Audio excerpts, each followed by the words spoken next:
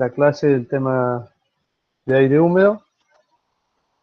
Recordando que hoy la Universidad Nacional de Entre Ríos cumple 48 años. Así que bueno, mandamos un saludo a toda la comunidad universitaria y a los pioneros que gestaron esta universidad, que ustedes hoy tienen la oportunidad de cursar, de pertenecer y de integrar totalmente como gobierno de la universidad, que también es un producto de las luchas estudiantiles en Argentina, como modelo de universidad pública, gratuita inclusive. Así que bueno, un saludo a todos que han participado de esa lucha y toda esa trayectoria tan rica que ustedes espero puedan continuar. Así que bueno, vamos a empezar la clase entonces hoy con el tema de aire húmedo. El tema de aire húmedo es un tema que ustedes van a encontrar presente no solo en la industria, sino también en la vida diaria, en todos los fenómenos que ocurren y en los cuales participan. El aire es un sistema, desde el punto de vista químico, termodinámico, de multicomponentes. O sea que tiene varios componentes, como lo más importante, por supuesto, el nitrógeno y el oxígeno, y después otros gases en menor proporción, como el argón, el anhídrido carbónico, que en general en todos los procesos que nosotros vamos a estudiar y que ustedes van a ir viendo a lo largo de este tema, esa proporción de un compuesto a otro o de un elemento a otro permanece constante dentro de la fase gaseosa. Entonces, para simplificar todo el tratamiento, vamos a considerar esta mezcla de gases como un solo compuesto. Y le vamos a llamar un compuesto, lo vamos a tratar como, o lo vamos a llamar aire seco. El otro componente que se encuentra en la fase gaseosa es el vapor de agua. Y este sí que es con una composición variable en todos los casos que nosotros vamos a estudiar. El vapor de agua va a estar en distinta proporción. Y es lo que se va a intercambiar a través de un fenómeno de transferencia de masa entre fases con el agua líquida o con una superficie fría en la cual puede condensar. Entonces, en definitiva, nuestro sistema va a estar compuesto por dos componentes. Por un lado, el aire seco y por otro lado, el vapor de agua. Y ellos compondrán la fase gaseosa. Y a esa mezcla se le denomina aire húmedo. Bueno, aquí está lo que le decía recién de la importancia que tiene esto, ¿no es cierto?, en el acondicionamiento de ambiente, confort, industria. Y después van a ver también que está muy relacionado también con la estabilidad de los alimentos, dado que el componente agua es un factor determinante. Bueno, aquí hay una primera definición, que es lo que definimos como humedad absoluta, a la relación entre la masa de vapor de agua y la masa de aire seco. Y se expresa generalmente en kilogramos de vapor de agua sobre kilogramos de aire seco.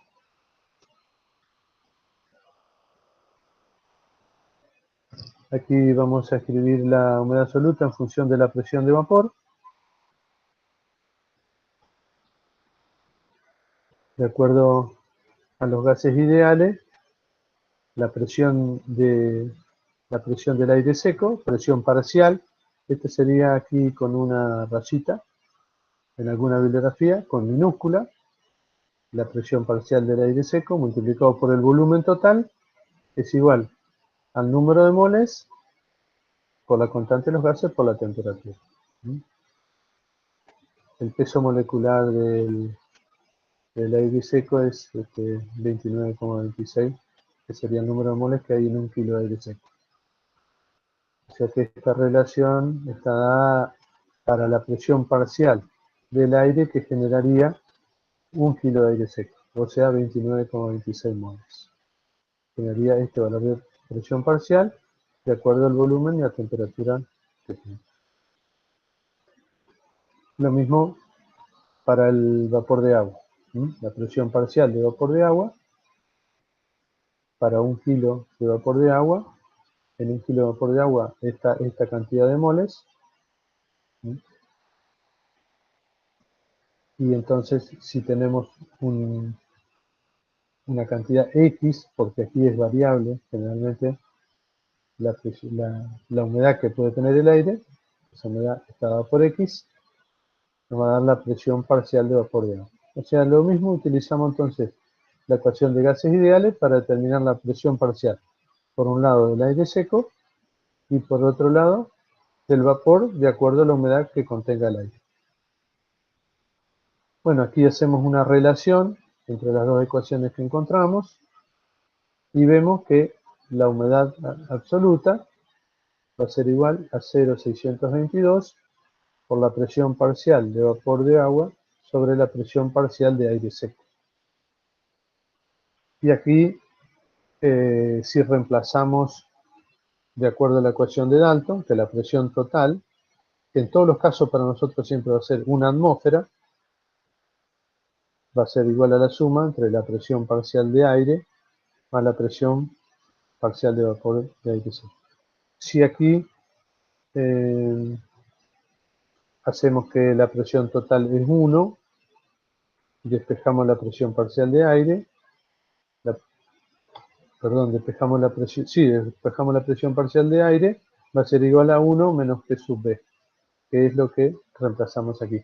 En esta ocasión, la presión parcial de aire reemplazado por la presión total, que dijimos que es 1, menos P sub B. Entonces aquí vemos que la humedad absoluta del aire tiene una relación biunívoca con la presión parcial de vapor. Es decir, que si nosotros tenemos un valor de presión de vapor determinado, a eso le corresponde un único valor de humedad absoluta, siempre que la presión total sea 1 no. Este vínculo es muy importante. O sea que nosotros no podemos fijar arbitrariamente un valor de humedad absoluta y de presión de vapor en el aire en forma arbitraria, o sea, darle cualquier valor. Si le damos un valor a la presión parcial de vapor, estamos diciendo qué humedad absoluta contiene ese aire. No sé si quedó claro hasta aquí. Sí, Jorge. Bien. Bueno, vamos a definir ahora lo que llamamos aire húmedo saturado.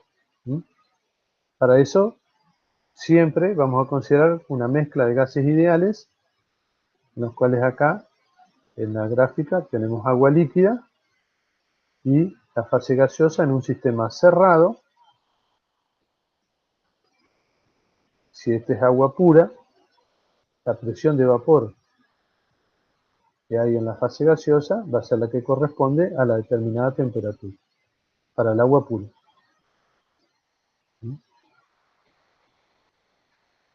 Lo que estamos considerando es que los compuestos que forman el aire seco no se disuelven.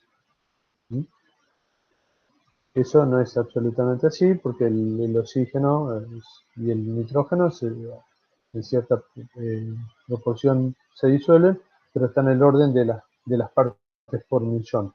O sea que prácticamente no tienen un efecto termodinámico sobre las variables que vamos a utilizar. Pero el oxígeno y el nitrógeno se disuelven en el agua. Pero eso aquí no lo consideramos. Consideramos que no hay disolución del aire y de ningún compuesto del aire en la fase líquida y que aquí tenemos agua pura. Entonces, acá hay una definición de presión de saturación que dice que cuando la presión de vapor del agua en el aire es igual a la del agua pura a la misma temperatura. Es un estado de equilibrio. O sea que estamos viendo aquí que la presencia del aire no influye sobre la presión de vapor del agua. O sea que la presión de vapor del agua que ejerce aquí es la misma, esté presente o no el aire. Siempre que consideremos la misma temperatura. Y en ese caso, decimos que el aire está saturado y corresponde a un estado de equilibrio. ¿Qué significa eso? Que esa presión se va a mantener constante a lo largo del tiempo si la temperatura del agua se mantiene constante. Entonces aquí lo que hacemos es graficar en ordenada la temperatura y en abscisa la presión de vapor en milímetro de mercurio y obtenemos esta curva. Es la curva que nos da la temperatura, a cada temperatura, perdón, a cada temperatura corresponde una presión de vapor. Y simultáneamente, si le corresponde una determinada presión de vapor, como vimos anteriormente, le va a corresponder un único valor de humedad, que llamamos humedad de saturación. Ya lo vamos a ver. O sea que con la presión de saturación obtenemos la humedad de saturación. Y esto es lo que definimos acá. Como humedad de saturación es la humedad que tiene el aire cuando la presión de vapor de agua es igual a la presión de vapor de agua pura a la misma temperatura. De la misma forma que definimos presión de saturación. Y aquí está significado que esa humedad de saturación depende de la presión total, que en nuestro caso no va digamos, esta variable la vamos a considerar como un parámetro, porque la presión total siempre vamos a considerar el valor de 1, por lo tanto la humedad de saturación va a depender para nuestros casos solo de la temperatura, que es lo que está simbolizado acá. Como vimos en el gráfico anterior, a cada temperatura corresponde un valor de PS, que lo reemplazamos aquí y obtenemos el valor de la humedad de saturación.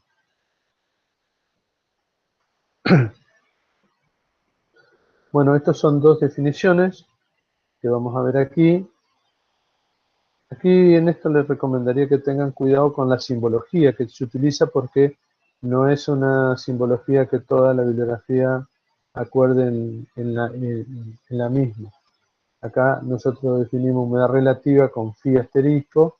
Esto puede ser en la bibliografía como H mayúscula su R, como humedad relativa. Y se define como la relación entre la presión de vapor que tiene el aire y la presión de vapor de saturación. Si se multiplica por 100, eso va a ser la humedad relativa porcentual, que es la que ustedes escuchan todos los días en los informes meteorológicos. La humedad relativa del aire. La humedad relativa del aire es entonces la presión de vapor sobre la presión de vapor de saturación multiplicado por 100. Eso lo que nos da la humedad relativa es un número que nos indica si estamos más o menos lejos de la saturación. Cuando este número se acerca a 100, quiere decir que la presión de vapor es próxima a la presión de vapor de saturación, el aire está con alta humedad. Y si la humedad relativa es baja, va a estar con baja humedad. El 100% significa que el aire está saturado.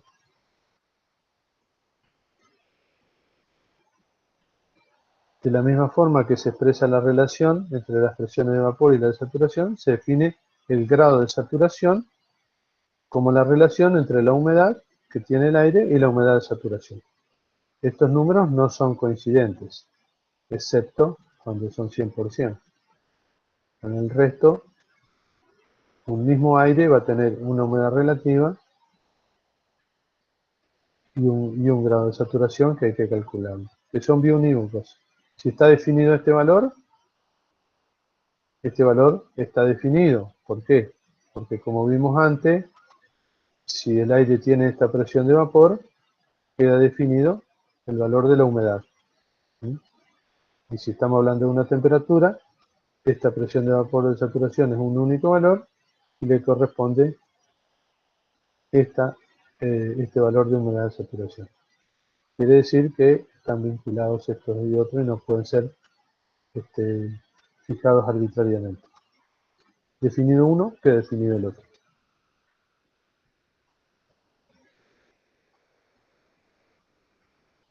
Bueno, como sabemos, en el sistema agua, cuando tenemos un equilibrio líquido-vapor, a mayor temperatura, mayor presión de vapor. ¿Sí? Que es lo que se expresa acá. Cuando mayor sea la temperatura, mayor resultará la presión de vapor del agua, por lo tanto mayor será el valor de la presión de saturación y también mayor resulta XS. Aquí en el gráfico está relacionado, está graficado la humedad de saturación en función de la presión de saturación. Conocido uno, queda determinado el otro, como vimos anteriormente.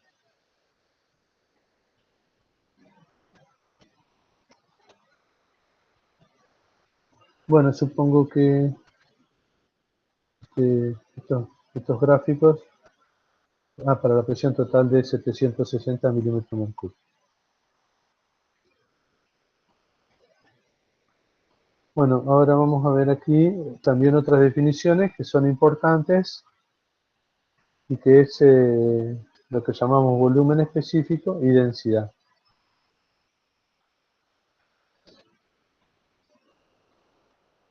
Entonces, vamos a considerar, como lo dijimos anteriormente, como una mezcla. Por un lado, el aire seco y por otro lado, el vapor de agua que le acompaña. Si consideramos 1 kilo de aire seco, la cantidad de kilos de vapor que le acompaña es X, porque X habíamos definido que era la masa de vapor de agua que en relación a la de aire seco, o sea que son los kilos de aire, los kilos de vapor de agua que contiene 1 kilo de aire seco. Por lo tanto, si consideramos 1 kilo de aire seco, esto va a estar acompañado por X kilo de vapor de agua.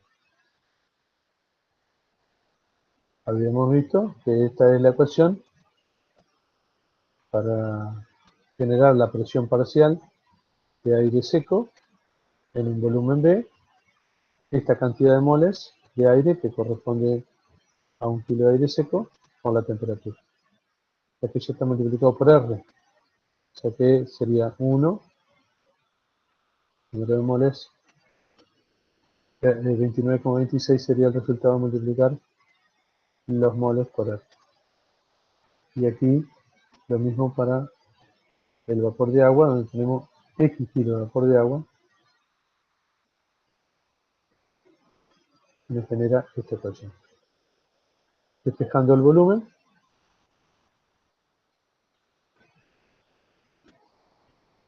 de 29,26 más 47,07 por X por T sobre la presión total.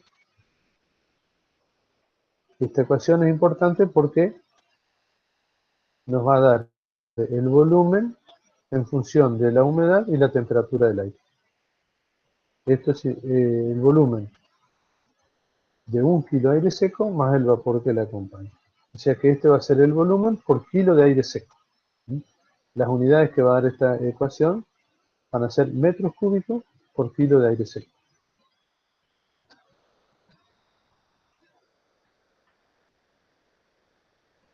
Aquí está la fórmula y la densidad, la inversa del volumen.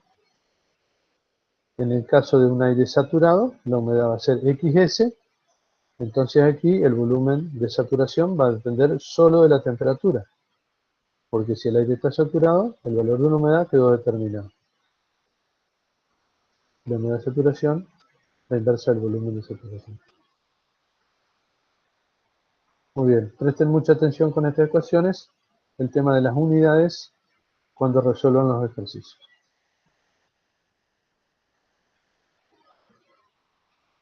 Bueno, de una forma similar vamos a definir lo que es la entalpía del aire húmedo, que es otra propiedad muy importante que vamos a necesitar. Entonces vamos a definir la entalpía del aire húmedo como la suma de la entalpía del aire seco más la del vapor que la acompaña. La unidad de masa acá es 1 kilo de aire seco y X kilos de vapor de agua. Para poder definir la entalpía, sabemos que la entalpía es una propiedad extensiva que depende de la cantidad de masa. En este caso está definida por kilo de aire seco. pero también es una propiedad relativa.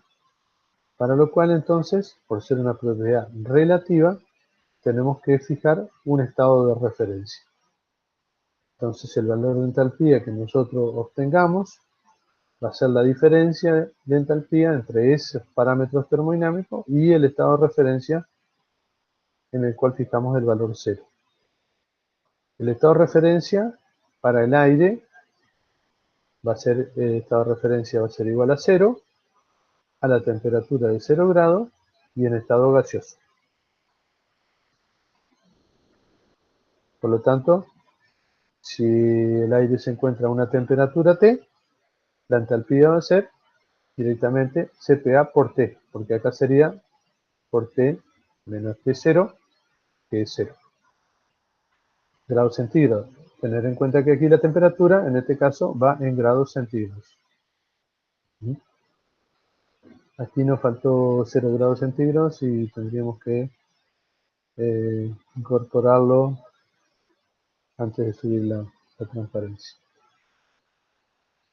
Para el agua, el estado de referencia se fija que la entalpía va a ser igual a 0 en estado líquido y a la temperatura de 0 grados. Entonces, la entalpía para un vapor de agua que se encuentra a temperatura T va a ser igual a X, que es la cantidad, la masa de vapor de agua que tenemos, multiplicado por 595, que es el calor latente de vaporización a 0 grado. Con esto es la variación de entalpía debido al cambio de estado líquido a estado gaseoso, más la variación de entalpía del vapor desde la temperatura de 0 grado a la temperatura T. Este es el CP del vapor por T menos T0 sería acá, que es 0, por lo tanto queda CP por T directamente, indicando que aquí la temperatura también va en grados centígrados. Reemplazando estos valores en la primera ecuación, nos va a quedar que la entalpía es igual a 0,24 por T, más 0,46 por T, más 595 por X. Esta es la entalpía del aire húmedo, y que va a estar expresado en kilocalorías por kilo de aire seco. De acuerdo a la cantidad de aire seco que tengamos, multiplicamos el valor y obtenemos la entalpía total. Porque esto está definido por kilo de aire seco. La otra observación importante es que la entalpía de un aire húmedo va a depender de la temperatura y de la humedad. De acuerdo a qué temperatura y humedad tengamos, tendremos un valor de entalpía. Y el significado de este valor de entalpía es la diferencia de entalpía entre este estado termodinámico y los estados de referencia que hemos establecido, donde este valor es 0. O sea que en realidad este valor de H que aparece acá es un delta H, es una diferencia de entalpía. Pero en toda la bibliografía, y ustedes también en sus desarrollos, van a usar un valor de entalpía igual a esto, pero tengan en cuenta que esto no es un valor absoluto, sino que es un valor relativo.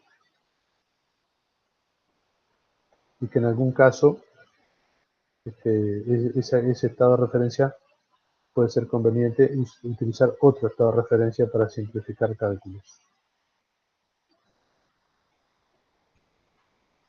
Otro parámetro que importa definir y que es una propiedad del aire es el punto de rocío. Entonces, el punto de rocío en realidad es una temperatura. La temperatura de rocío corresponde al estado de saturación de una masa de aire húmedo que se enfría sin modificar su contenido de humedad. Después lo vamos a ver eso en los diagramas que representemos cómo se obtiene. Pero si nosotros tenemos un aire húmedo y lo enfriamos, la humedad va a permanecer constante porque este enfriamiento es indirecto. La humedad va a permanecer constante, pero va a ir aumentando su humedad relativa hasta el 100%. Y entonces tendremos ahí a esa temperatura, donde el aire sea saturado, lo llamamos temperatura de rocío o punto de rocío. Y es una propiedad del aire húmedo. Aquí está simbolizado en el diagrama TS, pero luego lo veremos en el diagrama específico que ustedes van a utilizar.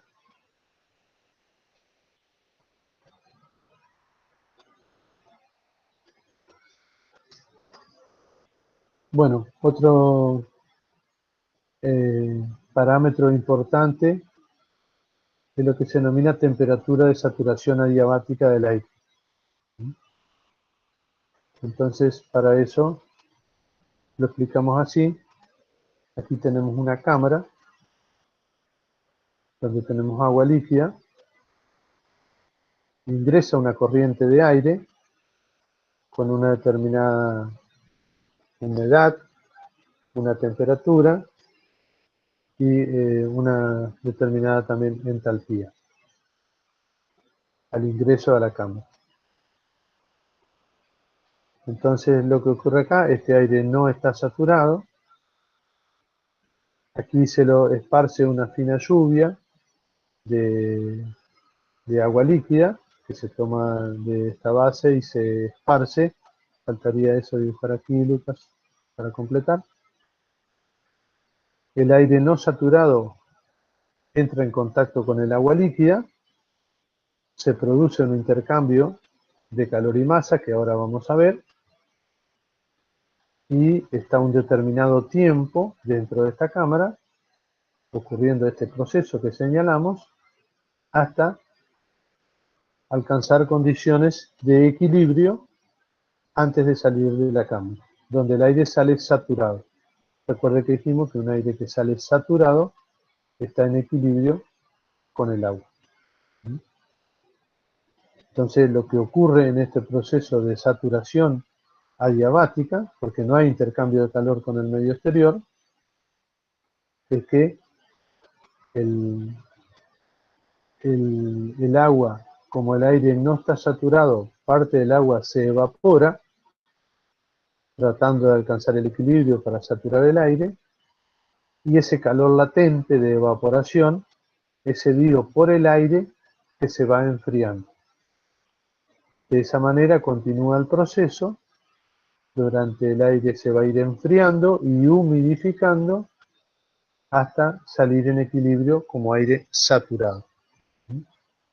Entonces definimos que la temperatura de saturación adiabática es la temperatura que se alcanza al final de la cámara, suponiendo que se ha alcanzado el equilibrio de saturación. El aire ingresa no saturado, se humidifica y se enfría en un proceso adiabático. Como aquí no hay intercambio de calor ni de trabajo, en un balance entálpico de lo que entra igual a lo que sale, es lo que está escrito acá. El aire entra a una temperatura T y una humedad X y sale a una temperatura y una humedad de saturación. En un proceso, entonces, adiabático.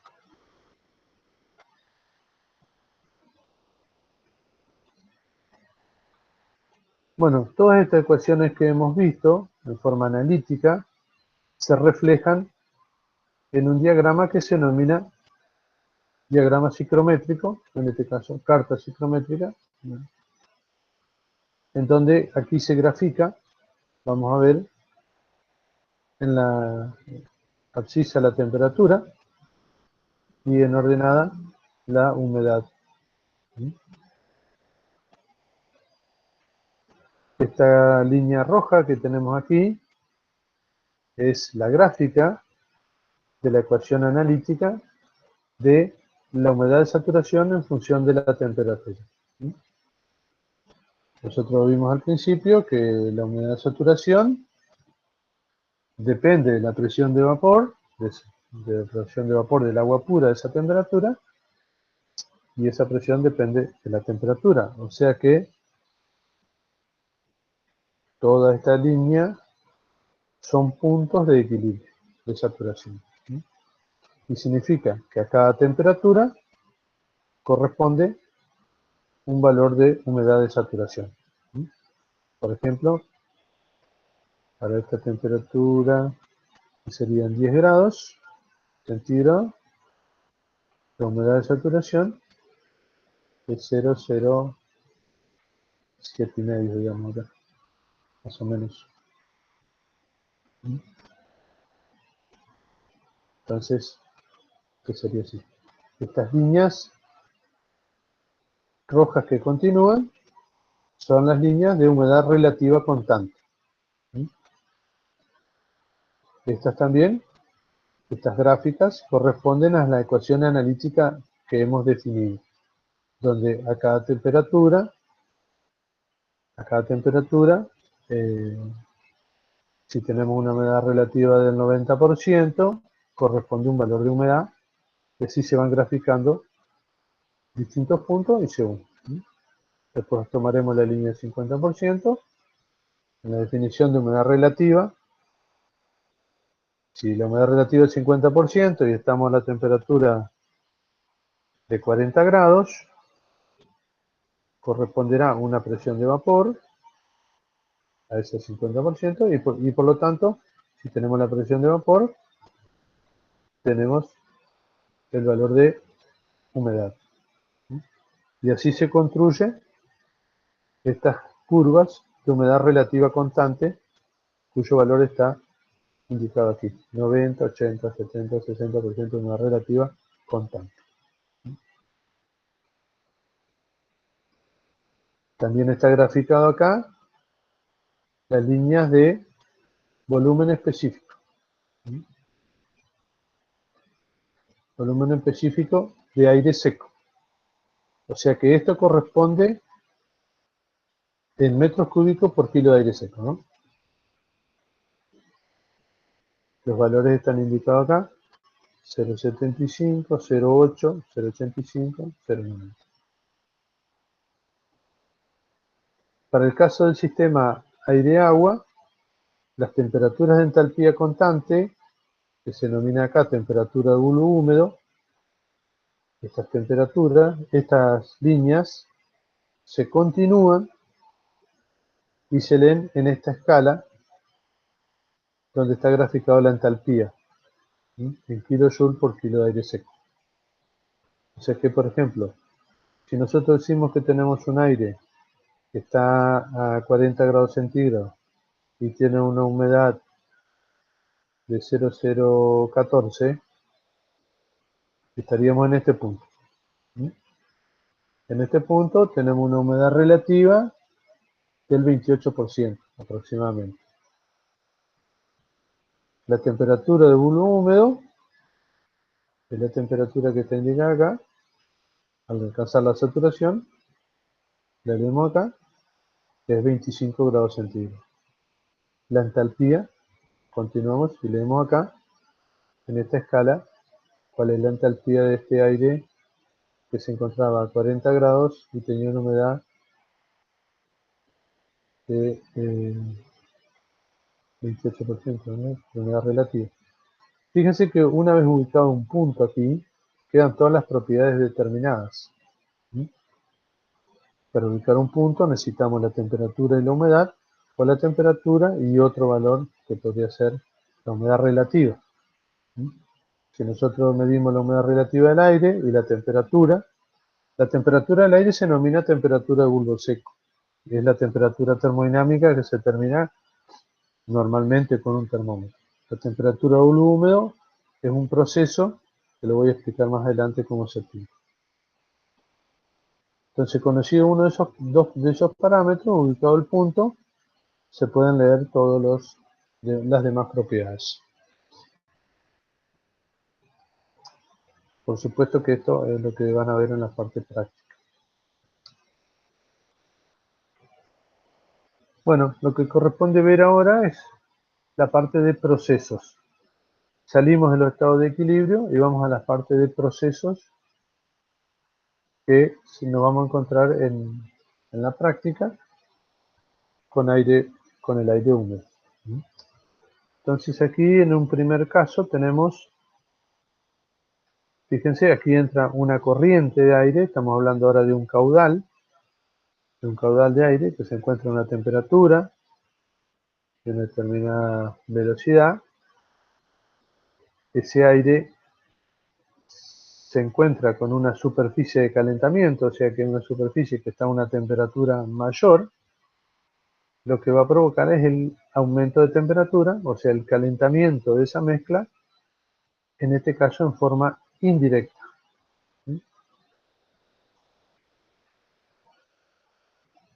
O un proceso de calentamiento en forma indirecta es a humedad constante.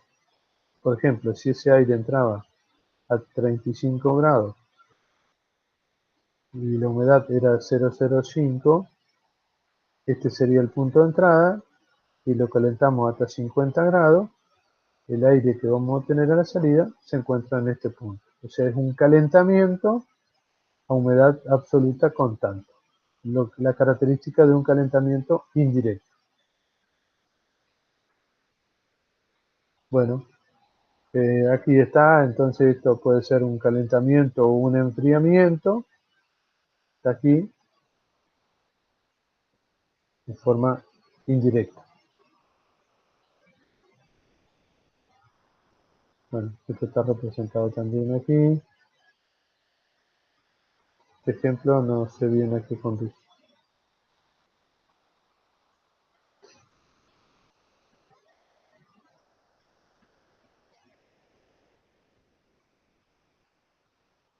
Bueno, aquí por ejemplo hay un problema, esto ustedes lo van a ver en la parte práctica, donde ingresan aire no saturado, que podría ser por ejemplo al 80%, en el punto 1, ubican el punto 1 con este valor de 80% y la temperatura de bulbo seco. Este es un enfriamiento a humedad constante hasta la saturación y después el enfriamiento continúa, con lo cual el agua condensa, por lo tanto ahora es un enfriamiento donde la humedad está disminuyendo. Ese proceso está indicado de 2 a 3, o sea, es aire saturado que se encuentra cada vez a menor temperatura y sale de ese proceso saturado en el punto 3, pero ha perdido agua.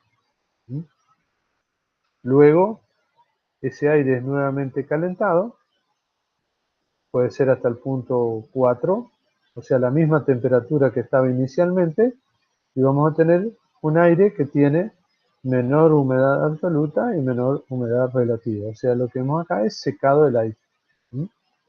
Muchas veces este proceso es representado en el enfriamiento del aire en una habitación. Cuando enfriamos con el aire acondicionado, el equipo de aire acondicionado, que toma aire que está en la habitación en el punto 1, lo enfría, condensa, este es el condensado que sale del aire acondicionado, y después este punto 3 se mezcla con el otro aire que hay en la habitación y se obtiene un aire de menor humedad relativa y de menor temperatura.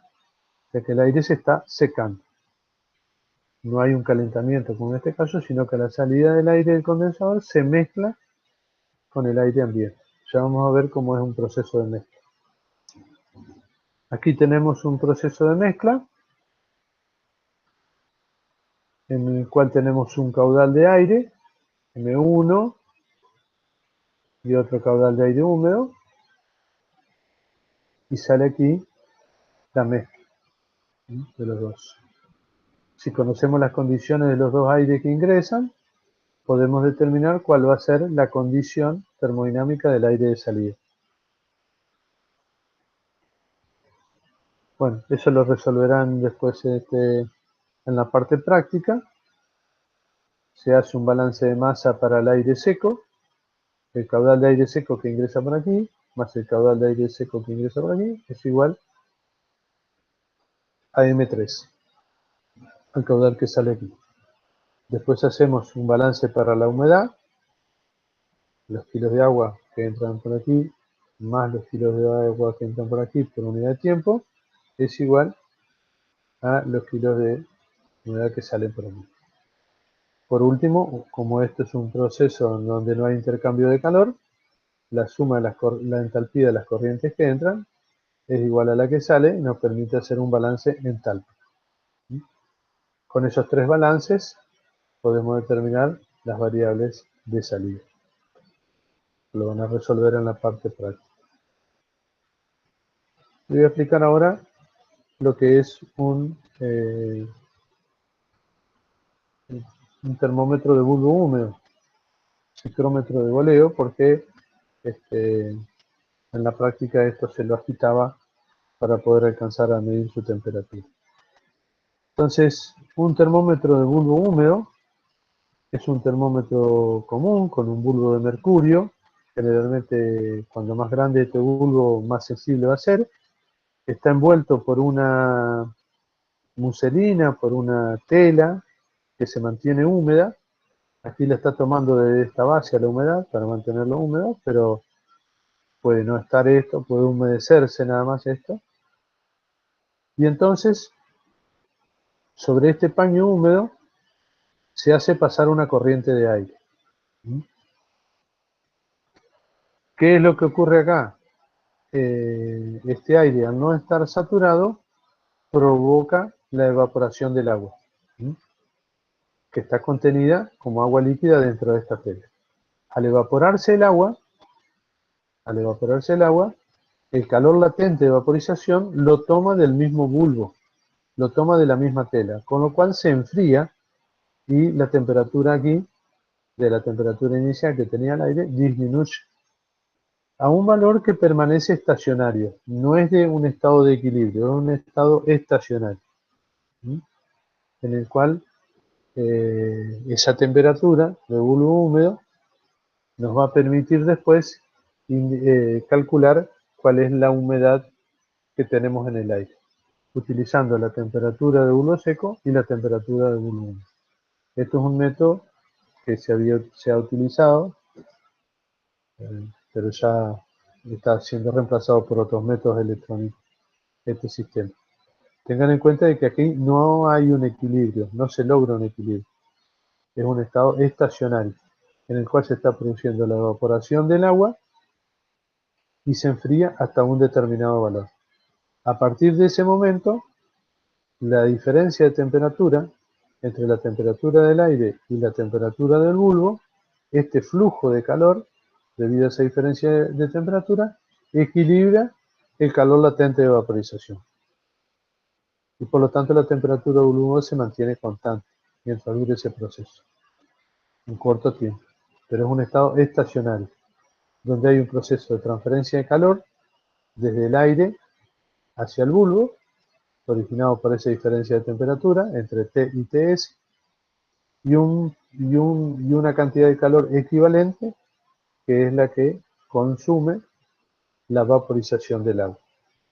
Esos dos calores se igualan y ahí se determina, en función de la temperatura y humedad del aire y los coeficientes de transferencia de calor y masa, se determina esa temperatura de bulbo húmedo, que nos va a permitir a nosotros, conociendo la temperatura de bulbo húmedo y la temperatura de bulbo seco, determinar cuál es la humedad relativa y la humedad absoluta y todos los demás parámetros que dependen de la temperatura y la humedad en un determinado año. Bueno, este es un diagrama que también es el diagrama psicrométrico, pero en lugar de están las mismas ecuaciones aquí, pero lo que se grafica acá es la temperatura en función de la entalpía en función de la humedad. Se denomina el diagrama de Molière. Estos están representados aquí. Esta es la curva de saturación, el 100%. Estas son las curvas de humedad relativa. En toda esta zona tenemos aire no saturado. Esta curva es de aire saturado y aquí tendremos aire sobresaturado. Lo mismo que en el diagrama psicrométrico. Cuando a una determinada temperatura tenemos una humedad menor que la de saturación, o sea, estamos por debajo de la curva, toda esta región es de aire no saturado.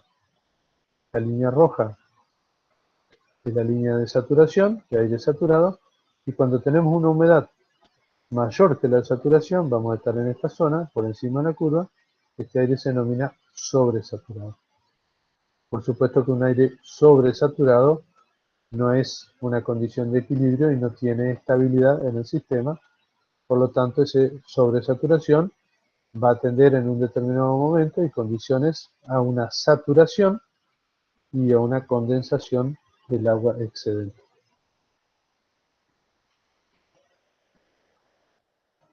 Bueno, muy bien, hasta aquí la presentación. Si quieren hacer alguna pregunta.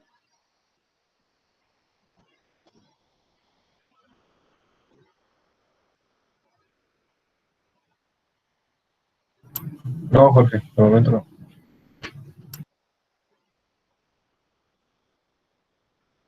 Bueno, muy bien, entonces estaríamos terminando aquí.